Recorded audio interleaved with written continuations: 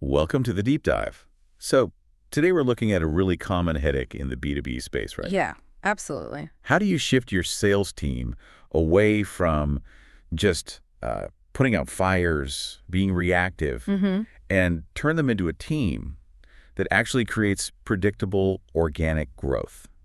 We're going to dive into a system called Outgrow today. That's right. It's basically a structure designed to help companies intentionally manufacture growth, not just catch what falls in their lap. And we really have to start with, well, the tough truth the source material lays out, which is that something like 90%, 90, 90%. Wow. yeah, of B2B companies are fundamentally reactive. Their teams are great, great problem solvers, fantastic at taking orders, handling crises. Indispensable, really. Totally indispensable. But they really struggle with the deliberate, proactive stuff, the work you need to do to actually create new business. So they're waiting for the phone to ring, essentially, or for a problem to pop up. Pretty much. That's the mode.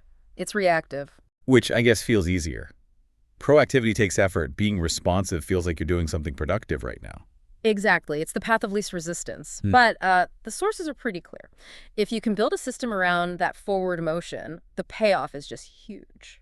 Okay, so tell us then, what is Outgrow, really? Like in one sentence. Okay, fundamentally, Outgrow is a disciplined system. It's all about systematically and proactively growing your business with your customers and prospects, especially the ones you already know but maybe aren't talking to regularly. It's about building, well, a predictable engine for expansion. Predictable. That's the key word that jumps out from the data, isn't it? It really is. Because this isn't just some theory. We're looking at, what, 2 decades of results? Yeah. Over 400 clients? Yeah, manufacturers, distributors, engineering firms, a real cross-section. And what does that track record actually show? In terms of hard numbers, growth? It shows that this system consistently adds somewhere between 20% and 30% in organic sales growth. 20 to 30% annually. Annually, year after year, onto their top line. And it's stable, repeatable growth we're talking about, not just, a lucky quarter. That's a seriously compelling number. I mean, most B2B companies would be thrilled with 5% reliable organic growth. Oh, absolutely. They'd kill for it. Okay, so if the upside is that obvious, why aren't those other 90% doing this already? What's stopping them? Well, that leads us right to maybe the most crucial point in the source material. Which is? The biggest barrier isn't about the mechanics of selling. It's psychological. It's mindset. Right, so it's not about teaching people how to dial a phone. Not primarily, no. The sources estimate that maybe 60% of actually launching Outgrow successfully is about changing the team's internal story, their mindset. And the main enemy there is? It's fear, plain and simple. Fear of hearing no, fear of failing, just the sheer emotional effort it takes to reach out proactively. It makes a ton of sense. I mean, sales is already a high rejection field. Right. And now you're asking them to basically sign up for more potential rejection. So how do you get past that fear? How do you break through? You have to fundamentally shift how they see their job. The core change, the cultural piece, is moving from I'm selling to I'm genuinely helping. Helping, not selling. Exactly. And that belief has to be, well, rock solid. The team needs to feel it deep down that the customer is actually better off because they made that proactive call. That the customer wants to hear from them, needs to hear from them. Precisely. That confidence is everything. But how do you actually build that confidence? Especially if, for years, maybe the only calls they get are when something's gone wrong or customers desperate. That must take a toll. It absolutely does. It erodes their sense of value. So you need a way to systematically fight back against all that negative input. Like a counter-programming strategy. Exactly. Systematic, positive, psychological counter-programming. And the method the system uses is actually kind of brilliant because it's so simple. Okay. You regularly interview your happy customers. Ah, okay. Yeah. But these aren't like long formal case studies or anything? No, nothing like that. They're short, maybe 20-minute recorded phone calls, usually done by someone who isn't in sales, importantly, and they focus entirely on getting validation. The interviewer asks these really key positive questions, like, what are some of your favorite things about working with us? Simple enough. And then the crucial follow-up, and how does that help you? Right. Connecting the dots. Oh. Grounding the fuzzy feeling in actual business value. Exactly that. That second question forces the customer to articulate the tangible benefit. How did working with you save them time or money or reduce stress? And these recordings get shared internally. Yes, they flood the organization with proof, undeniable proof of the value they provide. So the salespeople, who normally just hear the problems, Right. suddenly hear this unfiltered, warm, positive feedback about how they're making a real difference. That sounds like the ultimate confidence booster. I like the phrase the sources use that the holy grail realization for the staff is suddenly, I guess I'm better than I think. That's it. And that realization is the foundation for being proactive. Once they truly believe they're a superior partner and that making a proactive call is actually doing the customer a favor, well, the fear starts to melt away. Confidence pushes out avoidance. You got it. Okay, so that confidence is step one. But then it needs to drive action, right? And the system relies on these really high leverage quick actions.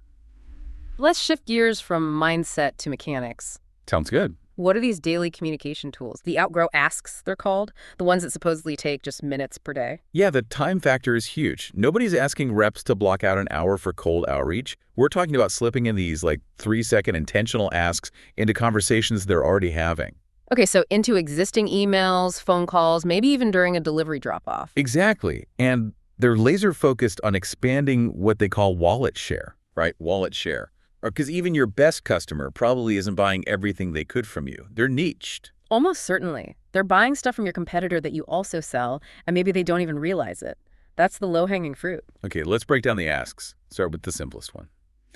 The did you know question or DYK? Okay, the DYK is super simple. It's just quick education. You simply let the customer know about another product or service you offer, literally 3 seconds. Like, hey, before you go, did you know we also carry X? Exactly like that. And the data, it shows a pretty reliable 20% success rate over time. Meaning 1 out of 5 times you ask that, it eventually leads to them adding that product line. Yeah, over time it converts, which is an incredible return for, 3 seconds of effort? 20% is solid, definitely. But the sources really emphasize another technique, one with an even crazier success rate. Let's talk reverse did you know, or rDYK. The rDYK. Yeah, this one's powerful. Why is asking what else so much more effective? Well, the rDYK kind of flips the dynamic. Instead of you doing the work of suggesting things, you put the ball in the customer's court. You ask them something like, what else are you needing quotes on right now? Or what other items are you buying from my competition that maybe I could help you with? Okay, shifting the burden of ideation to them. Exactly. And why does that work so well? Why the 80% success rate? 80%. That's huge. It's extraordinarily high. It works because you're asking them to talk about something they already know they need or buy, rather than asking them to learn something new from you. Okay. It's tapping into existing behavior. Precisely. You're saying, look, I know you're smart about your business. Tell me what you already need. And 4 out of 5 times they'll name something because they are already buying it somewhere. And getting that info feels good for the salesperson too, right? Yeah. It's not pushy, it's collaborative. Totally. It's feel-good selling based on relationship and trust, and it delivers immediate, actionable intelligence, which, again, feeds right back into that confidence loop. Makes sense. It connects right back to the helping, not selling idea. Okay, so you've got the DYK for education, the rDYK for discovery. What's the final piece? The pivot to the sale. Right, the pivot. This is the quick 3-second when question that moves things toward a close. So after the DYK or rDYK has identified an opportunity. Exactly. You don't ask if they want to buy it. You gently assume the sale and ask when they want it. Like, okay, great. When would you like this delivered? Or when should we schedule that installation? Just like that. Assuming the positive outcome, the data shows this simple when question closes the deal on the spot about 25% of the time. And importantly, none of this relies on cold calling strangers. Absolutely not. This is all intentional relationship building and expansion with people you already have a connection with. Feel-good selling. Okay, it sounds like a powerful set of tools. But tools are only useful if people actually use them consistently. How does this system ensure this proactivity sticks? That brings us to structure, accountability. Yeah, discipline is key. And the core idea here seems to be tracking swings, not hits. Why is that so critical? Because you control your behavior, right? You control whether you make the proactive call, whether you ask the DYK. Those are the swings. Okay. You don't fully control the outcome, the hit, the sale, price, timing, competition. Lots of things affect that. So focusing on the actions you can control removes the pressure of the result. Exactly. It makes the whole thing less intimidating and way more repeatable. Management is just measuring effort, intention, the behavior. Did you take your swings this week? And tracking that behavior gives you data. Powerful data. Oh, incredibly powerful. Because the total number of actions, the swings logged, becomes a reliable leading indicator of future sales. A leading indicator, meaning you can predict future results based on current activity. Yes, the analytics clearly show a direct link. When proactive actions go up today, sales will follow suit, predictably, after whatever the typical sales cycle delay is for that business. So leaders get a crystal ball, almost, based entirely on their team's controllable behavior. Pretty much. It takes the guesswork out of forecasting growth. But the team can't just call anyone, right? To hit that 20–30% growth, they need to focus their swings. How does Outgrow tell them who to call? How does it eliminate that, who do I call today, paralysis? Good question. It uses very specific, segmented customer lists that highlight the biggest expansion opportunities. Let's talk about 3 key ones. Okay. First, zero dark 30 customers. Oh, great name. Very evocative. Isn't it? These are customers who historically bought a lot very consistently, but have spent little or nothing in the past, say, 30 days. Alarm bells. Means they've likely shifted business elsewhere. Probably. So the proactive call here isn't a hard sell. It's an immediate check-in. No accusation, just, hey, haven't heard from you much lately. Is everything okay? A relationship rescue call, basically. Triage. Exactly. Win them back, or at least understand what happened. Okay, that's the emergency list. What about the list with the biggest growth potential? The customers on revenue autopilot. Right. These are your steady eddies. Consistent buyers, reliable revenue, but maybe flat. Flat means they're likely niched. Almost certainly.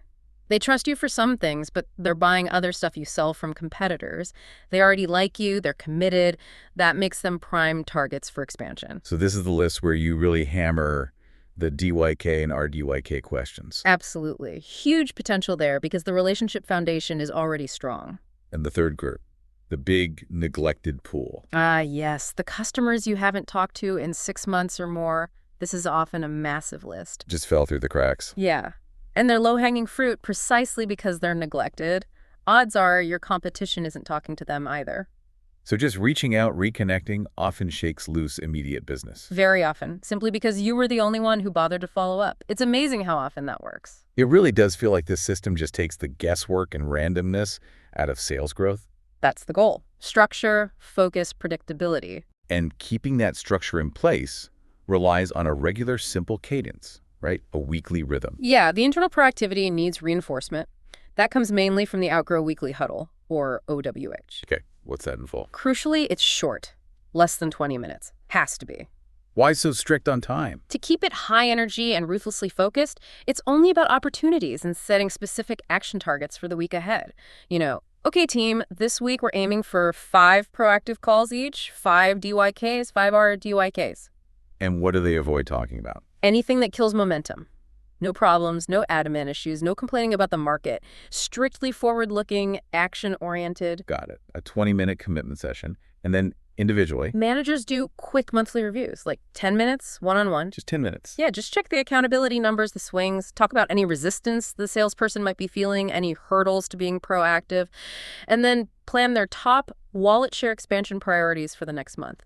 Keeps everyone aligned and catches any drift early. It really sounds like a complete system. What we've essentially described here is a path away from that constant reactive stress towards a state of, well, confident, predictable growth, driven by structure, mindset shifts, and these simple daily actions. That sums it up well. And, you know, looking across all the companies that have made this work, the sources point to one final, absolutely essential ingredient for success. Which is? Perseverance. Just sticking with it. Makes sense. And they actually link this back to some pretty interesting research by Martin Seligman, the founder of positive psychology. Oh, yeah. What did he find? Seligman found that perseverance, grit, really, is actually twice as important as raw talent when it comes to achieving success. Talent's only about a third of the picture. Wow. Twice as important as talent. That really lands, especially in sales. Doesn't it? Yeah. So if this Outgrow system gives you the structure, the confidence, the targets, then perseverance is just showing up and making those 3-second asks day in, day out. Committing to the swings, even when you don't get an immediate hit. Exactly. Which brings us to maybe a final thought for you, the listener. to chew on. Okay, let's hear it.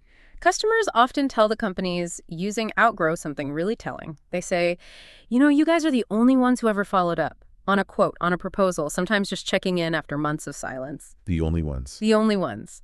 So given that your competition is very likely quitting too early or just not persevering, think about this.